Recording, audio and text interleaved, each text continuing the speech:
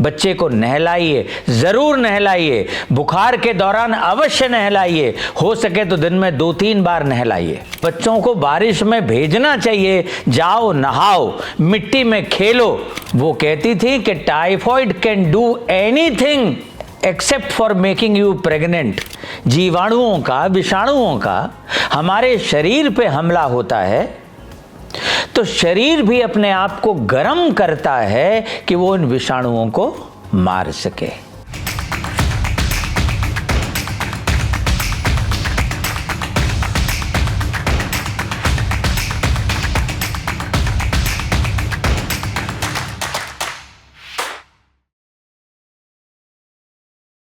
भाई बारिश का मौसम है, ऐसे में बारिश की कुछ बूंदें क्या गिरी, बड़ों से ज्यादा बच्चों का मन मचल उठता है। उसमें भीगने, मस्ती करने और साथ ही साथ कुछ चटपटा खाने का। बस फिर क्या, जमकर भीगना, पानी के गड्ढों में छपाक करना और चटर पटर कुछ भी खाना। बच्चों ने जैसे ही अपने अंदाज में यूं मौसम को एंजॉय किया, बढ़ने लगी पेरेंट्स की चिंता इन्फेक्शंस को लेकर। अब ऐसा क्या करें कि बच्चे मौसम को एंजॉय कर भी लें और हेल्थ वाइज सेफ भी रहें, यही सोच रहे हैं? तो आइए और बिना पॉज किए देखिए इस वीडियो को, क्योंकि डियर डॉक्टर की सीरीज में आज senior paediatrician doctor Raj Tilak आपको आपकी इसी सोच का जवाब देंगे। सो डॉक्टर साहब, आज हम लोग यहाँ पर बच्चों को लेकर बात करेंगे और स्पेशली ये जो मानसून का मौसम है, बारिश का मौसम है, इस पर उनकी केयर को लेकर। तो अगर बारिश से बच्चों की केयर को जोड़ें तो सबसे पहला जो कुछ टर्म्स हमारे दिमाग में आते हैं वो आते हैं लाइक वायरल। जी, तो वायरल को लेकर डॉक्टर साहब, बच्चे हैं, बारिश में भीगते हैं, सब कुछ है, वायरल इन्फेक्शन से ऐसे में उनको बचाने के लिए क्या किया जाए? देखिए, अगर आप कोरोना के दिन याद कर लें, और कोरोना भी एक वायरस था, तो जो कुछ भी उन दिनों हमने किया कोरोना से बचने के लिए, मूल रूप से एक वाक्य में कहूँ तो वही सब करें तो वायरल कोई भी हो, अगर रेस्पिरेटरी वायरल है तो वो बच जाएगा। हम क्या करते थे? हम भीड़ भाड़ वाली जगहों पे नहीं जाते थे, बीमार लोगों को लोगों के साथ मिक्स नहीं होने देते थे, सोशल डिस्टेंसिंग रखते थे, बार बार हाथ अपने सैनिटाइज करते थे, साबुन से धोते थे कम से कम 30 सेकंड या उससे ज़्यादा तक, अल्कोहल युक्त चीज़ें इस्तेमाल करते थे, आइसोलेशन हमने कर लिया था। ये ही सारी चीज़ें हैं। अगर कोई बीमार होता था तो मुंह पे मास्क बांध के रहते थे, आइसोलेशन में रहते थे। जो सामान्य व्यक्ति थे वो संक्रमित नहीं होना चाहते थे तो वो भी मास्क बांध के रहते थे। तो ये सारी तौर तरीके हैं जिनसे रेस्पिरेटरी वायरल इन्फेक्शन जो बारिश के दिनों में ज़्यादा होते हैं उनसे बचा जा सकता है। मोटा सूत्र मन में सिर्फ एक याद रखना है कि कोरोना में हमने क्या करा था, वायरल से बचना हो तो बस यही दोहराना है। एंड इसके बावजूद अगर डॉक्टर साहब बच्चे हैं और हल्का फुल्का बुखार भी उन्हें आ जाता है जी, तो फिर ऐसे में क्या करना चाहिए? खास तौर पे शुरू के 48 से 72 घंटे यदि आप जांचें करवाते भी हैं तो भी उसके अंदर कोई लाभदायक परिणाम आपके सामने नहीं आने वाले। कोई भी बीमारी अपने को पूरी तरह से व्यक्त करने में कुछ समय लेती है, और जब अपने आप को वो व्यक्त कर लेती है तभी हम उसको पहचान सकते हैं कि वो आखिर है कौन सी बीमारी है जिससे हम संक्रमित हो गए हैं। तो तत्काल जांच कराने की अनुशंसा तो मैं नहीं कर सकता। मुझे लगता है तुरंत अगर जांच कराते हैं तो दरहकीकत वो हमको मार्ग से भटकाने में ज़्यादा सहयोगी होगी बजाय रास्ता बताने के। दूसरी चीज़, आपने कहा हल्का बुखार आ जाए तो देखिए, हल्का बुखार होना या कोई भी बीमारी जिसे आप कह सकें या लक्षण जिसे आप कह सकें कि हल्का है, तो समझ लीजिए आपको किसी डॉक्टर के पास, किसी पैथी के पास जाने की ज़रूरत नहीं है। वो नेचुरोपैथी हो, होम्योपैथी हो, एलोपैथी हो, आयुर्वेद हो, उसके लिए आपको सिर्फ घरेलू उपचार करना है। जब आप कह रहे हैं चीज़ हल्की है तो इसका मतलब है अभी भी आपका शरीर उसके ऊपर हावी है और वो चीज़ आपके ऊपर सवार नहीं होने पाई है। ऐसी स्थिति में शरीर को अपना जोर आजमा लेने दें। बहुत से मामलों में, दरहकीकत 10 में से 8 मामलों में वो समस्या स्वमेव ही ठीक हो जाएगी और शरीर अपनी शक्तियों के साथ उस पर विजय हासिल कर लेगा। अगर नहीं ठीक होता, लक्षण बढ़ते जाते हैं, चीज बद से बदतर होने लगती है, तो फिर आपको किसी भी चिकित्सक की, किसी भी पैथी के चिकित्सक की मदद लेनी ही होगी। तो डॉक्टर साहब, ऐसे में जब आपने बताया कि कुछ घरेलू उपाय कर सकते हैं जब हल्का फुल्का कुछ हो, तो उसमें कौन से घरेलू उपाय हो सकते हैं? क्या देखिए, बुखार के लिए, बुखार दरहकीकत आपके शरीर का एक डिफेंस मैकेनिज्म है, सुरक्षा प्रकृति है उसकी। जैसे पानी भगोने में आप लेते हैं, अगर सफाई का कोई उपाय नहीं है तो उसे उबाल के पीते हैं कि कीटाणु नष्ट हो जाए। ठीक उसी प्रकार से जब कीटाणुओं का, जीवाणुओं का, विषाणुओं का हमारे शरीर पे हमला होता है, तो शरीर भी अपने आप को गर्म करता है कि वो इन विषाणुओं को मार सके। तो पहली चीज तो यह है कि हम शरीर की इस डिफेंस मैकेनिज्म को बाधित न करें। बुखार उतारना गलत होगा, और विशेष तौर पे यदि आप स्वयं कह रहे हैं कि वो हल्का फुल्का बुखार है, ज्यादा हो, विशेष असुविधा हो, तो बुखार को सुरक्षित हदों में लाया जा सकता है, लेकिन तब भी उसे पूरी तरह उतारना ठीक नहीं है। उसे बनाए रखने से बीमारी जल्दी ठीक होगी। नंबर 2, जो जटिलताएं निर्मित हो सकती हैं वो नहीं होने पाएंगी। कम करने के लिए क्या कर सकते हैं आप? ढीले ढाले, पसीना सोखने वाले, सूती, हल्के रंग के कपड़े पहने, रोज नहाएं। लोगों को मुगालता है, गलतफहमी में रहते हैं कि बुखार के दौरान नहलाना नहीं चाहिए। सच ठीक इसके विपरीत है। बच्चे को नहलाइए, जरूर नहलाइए, बुखार के दौरान अवश्य नहलाइए, हो सके तो दिन में 2-3 बार नहलाइए। जैसे कूलर की सरफेस से जब पानी उड़ता है तो पानी ठंडा हो जाता है, उसकी सतह ठंडी हो जाती है। बुखार का अर्थ है शरीर की गर्मी बढ़ना। तो आपको वो हर उपाय करना चाहिए जो गर्मी को अवशोषित कर ले और शरीर को ठंडा करने में आपकी मदद करे। कमरे में जो शीत प्रवाही उपकरण आपके पास में है, पंखा है, कूलर है, एयर कंडीशनर है, उन्हें चलाते रहें। लोग फिर गलती करते हैं, पंखा भी बंद कर देंगे। गरम कपड़े ना पहनाएं ना उड़ाएं, लोग ढक देते हैं और फिर गलती होती है। अगर आप ये सब गलतियां करेंगे तो बुखार बढ़ता जाएगा, नहीं तो उसको जितनी आवश्यकता है शरीर से संक्रमण खत्म करने की, उस हद तक वो पहुंचेगा, और फिर एक बार संक्रमण पे उसने नियंत्रण कर लिया तो वो अपने आप चला जाएगा। ओके, सो डॉक्टर साहब, इसके साथ में खाने को लेकर क्या क्या प्रिकॉशंस बरतने होंगे? क्या खाने में कुछ हल्का फुल्का दें या फिर नॉर्मल खाना रख सकते हैं? देखिए, सामान्य तौर पे सभी बीमारियों में प्रारंभिक दौर में किसी प्रकार के खाने का न सुझाव है न कोई रोक है। अगर बीमारियां लंबी चलती हैं, मान लीजिए 15 दिन, 20 दिन से ज़्यादा, तो फिर हमें कुछ उस तरह के सुझाव देने होते हैं। अन्यथा एक जर्नल इंस्ट्रक्शन की तरह, सामान्य निर्देश की तरह वो सब खाते पीते रहें जो आपको अच्छा लगता है। बल्कि अगर बच्चे की भूख चली जाती है, और प्रायः चली जाती है, आप जानवरों में देखते हैं कि जब जानवर बीमार होता है तो खाना छोड़ देता है। हम तो ज़्यादा सुग्राही हैं, ज़्यादा संवेदनशील हैं, हमें भूख कैसे लग सकती है? तो बच्चे की जो पसंदीदा चीज़ें हों, जिनके प्रति वो प्रायः आग्रह करता है, वो ही सही, लेकिन खिलाना पिलाना जारी रखें।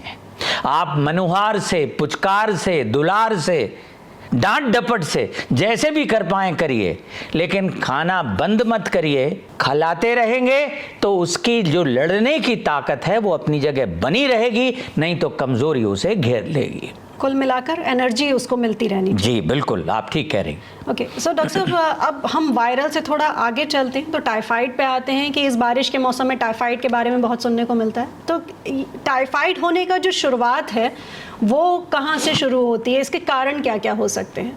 देखिए, टाइफाइड बुनियादी तौर पे एक बैक्टीरिया द्वारा पैदा की हुई बीमारी है, जो गंदे पानी या भोजन के साथ में हमारे शरीर में प्रवेश कर जाता है। इसके बाद ये आंतों तक पहुंचता है, आंतों में जाके ये अपने एक बांबी बना लेता है, एक घर निर्मित करता है, जहां ये लगातार मल्टीप्लाई करता है और अपनी ताकत बढ़ाता है। फिर वहां से ये निकल के लिवर में खून के जरिए से पूरे शरीर में प्रसारित होता है, और कोई ऐसा अंग नहीं है जो टाइफॉइड से प्रभावित न होता हो। हमारे यहाँ मैं रामा मेडिकल कॉलेज में प्रोफेसर हूँ बाल रोग का। हमारे यहाँ एक और लेडी प्रोफेसर हुआ करती थी, वो कहती थी कि typhoid can do anything except for making you pregnant. आप समझ सकते हैं कि टाइफॉइड के प्रेजेंटेशन कितने वेरीड हो सकते हैं। इसलिए प्रायः प्रारंभिक दौर में टाइफॉइड को पहचान पाना मुश्किल होता है, लेकिन अगर बुखार है 5-7 दिन में नहीं ठीक हो रहा तो, और एब्डोमिनल सिम्टम, मैंने जैसे कहा आंतों में जाता है और अपना घर बनाता है, एब्डोमिनल सिम्टम्स हैं, डायरिया है, कॉन्स्टिपेशन है, वोमिटिंग है, पेट में दर्द बना रहता है, बुखार लगातार रहता है, धीरे धीरे बढ़ता जा रहा है, कमजोरी आ गई है बहुत ज़्यादा, तो ऐसी स्थिति में टाइफॉइड की जांच करा लेना, और इसकी जांच जो पहले हफ्ते में की जाती है वो ब्लड का कल्चर है, यानी खून में से हम ये कोशिश करते हैं कि उस कीटाणु को आइसोलेट कर सकें, ग्रो कर सकें, और ये ढूंढ सकें कि इसको किस दवा से नष्ट किया जा सकता है। और अगर किसी केस में टाइफाइड एकदम क्लियर है कि इस बच्चे को टाइफाइड हुआ है, तो फिर पेरेंट्स को किन किन प्रिकॉशंस, किस तरह के प्रिकॉशंस बरतने चाहिए अपने बच्चों के साथ? देखिए, टाइफॉइड के मामले में कुछ चीज़ें जान लेना बड़ा उचित होगा, और ये पेरेंट्स के लिए ही है। एक तो ये कि ट्रॉपिकल कंट्रीज़ में, हमारे जैसे देशों में, टाइफॉइड एक बहुत संक्रामक एंडेमिक बीमारी है, यानी हमेशा यहाँ रहती ही है। और जब पानी और भोजन के प्रदूषण की समस्या ज़्यादा बलवती होती है, यानी बारिश के दिनों में देखते हैं आप, कीचड़ है, गंदगी है, मक्खी मच्छर हैं, जो बीमारी को एक जगह से दूसरी जगह तक संक्रमित कर रहे हैं, तो इस प्रकार की बीमारी आम दिनों के मुकाबले बढ़ जाती है, लेकिन ये हो किसी भी मौसम में सकता है।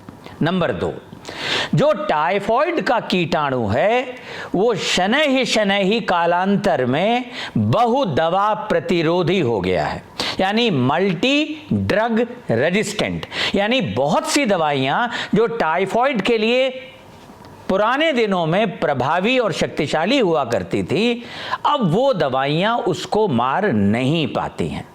उसका नतीजा ये है कि हम अंधेरे में कोई भी टाइफॉइड की दवा देके काम नहीं कर सकते, हमें जांच करवा के प्रारंभिक दौर में ही ये सुनिश्चित कर लेना होगा कि उसको किस दवा से मारा जा सकता है। तीसरा, टाइफॉइड क्योंकि आंतों की बीमारी है, इसलिए बच्चे को हम बहुत गरिष्ठ खाना देने से बचें। जो सुपाच्य भोजन हो, जो आसानी से हजम हो सकता हो, उसको देते रहें लगातार। और अंतिम बात जो ध्यान रखने की है, जब टाइफॉइड के लिए निश्चित दवा जिससे टाइफॉइड के कीटाणु को मारा जा सकता है वो भी शुरू कर दी जाएगी, जिससे टाइफॉइड का कीटाणु सुग्राही भी होगा, तो भी बुखार उतरने में कम से कम 5 दिन का समय लगेगा। इसलिए अपना धैर्य ना खोएं, अधीर ना हों, और दवा का कोर्स लगभग 14 दिन तक जारी रखें।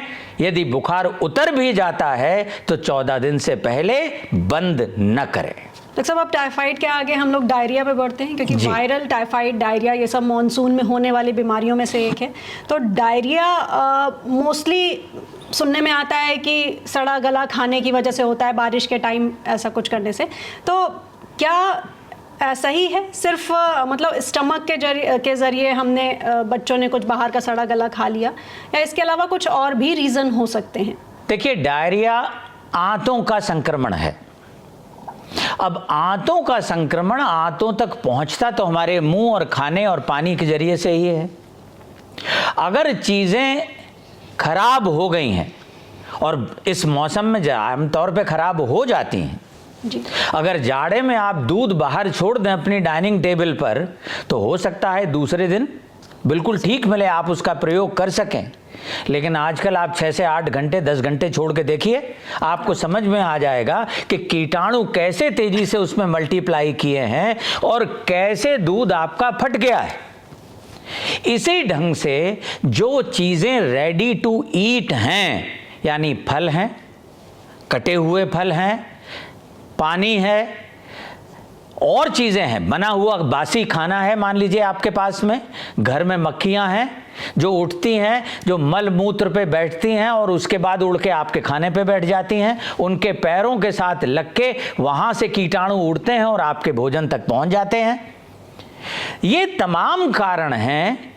बर्तन अगर वो ठीक से नहीं धुले हुए, वो व्यक्ति जो खाना बना रहा है, वो व्यक्ति जो खाना परोस रहा है, आपके बच्चा जो खाना खा रहा है, अगर उसके नाखून बढ़े हुए हैं और उनके नीचे गंदगी छिपी हुई है, 60% डायरिया के मरीज खराब जल की वजह से होते हैं, प्रदूषित जल के सेवन की वजह से होते हैं।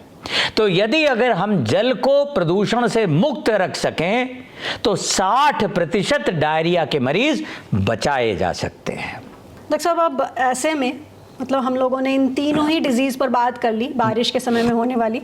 अब ऐसे में बच्चे हैं, स्कूल भी जाएंगे जी, बारिश में भीगेंगे भी, तो इस तरह से इस मौसम में बच्चों की केयर करने के लिए क्या किन किन चीज़ों का सबसे ज़्यादा ध्यान रखें जो बच्चों को इन 3 बड़ी बीमारियों से दूर रखा जा सके? देखिए, पहले तो हम मन से मुगालता निकाल दें कि बारिश में भीगने से किसी को कोई बीमारी होती है। एंजॉय कर सकते हैं बच्चे। मुझे तो जगजीत सिंह की वो गज़ल याद आती है जिसमें वो कहते हैं कि लौटा दे मुझको वो दिन जिसमें फिर से वो फुहार आए और वो पानी की कश्ती मैं उसमें चला सकूं। शायद वो जीवन का सच है। हम लोगों ने खाम खा के कुछ भ्रम निर्मित कर लिए हैं और हमें उस भ्रम जाल से बाहर आना चाहिए। सिर्फ जो पहली बारिश होती है, दूसरी बारिश होती है, शुरू के दिनों की बारिश, जब बारिश का मौसम शुरू होता है, तो वो जब आसमान से नीचे आती है तो वायु में जो तमाम तरह के प्रदूषण के कण हैं उनको भी अपने साथ अपने में घोल कर तब नीचे ले आती है। तो वो जो एसिड रेन है प्रारंभिक दिनों की, उसमें न नहाएं।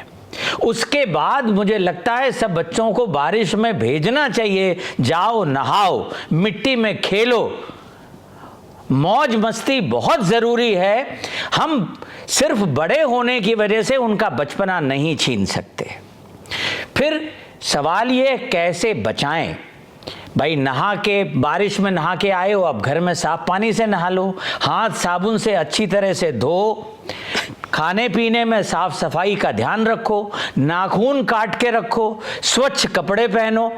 पता नहीं माँ बाप को क्या मेनिया है, स्कूल बहुत ज़रूरी है।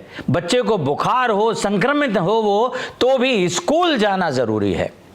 हमें सोचना होगा कि उस क्लास में जिसमें वो बच्चा जा रहा है, आपके कितने नंबर आए थे और जिंदगी में किस इंटरव्यू में आपसे उन नंबरों का जिक्र किया गया या पूछा गया कि तीसरे दर्जे में कितने नंबर लाए थे। लोगों ने पढ़ाई का मेनिया बना रखा है और बच्चे इस रैट रेस में झोंक दिए गए हैं। घुड़दौड़ चल रही है, जो आगे निकल गया वो समझ लीजिए, लेकिन दौड़ने के बाद और जीतने के बाद भी, क्योंकि रैट रेस है तो रहेगा चूहा ही वो। हमारा जो सेशन था वो था तो पेरेंट्स के लिए, लेकिन मुझे लगता है कि इसका जो लास्ट पार्ट है वो बच्चों के लिए बहुत ज़्यादा ज़रूरी होगा और बच्चे उसको देखेंगे तो वाकई अपनी ज़िंदगी अपने पेरेंट्स से मांगेंगे जाके कि मुझे खेलने दो, मुझे एंजॉय करने दो वाकई। So thank you so much doctor साहब, आपका बहुत बहुत धन्यवाद जो हमारे व्यूअर्स के लिए और उनके प्यारे प्यारे बच्चों के लिए आपने इतनी सारी अच्छी अच्छी और ज़रूरी बातें बताई। सो आपका बहुत बहुत धन्यवाद। Thank you.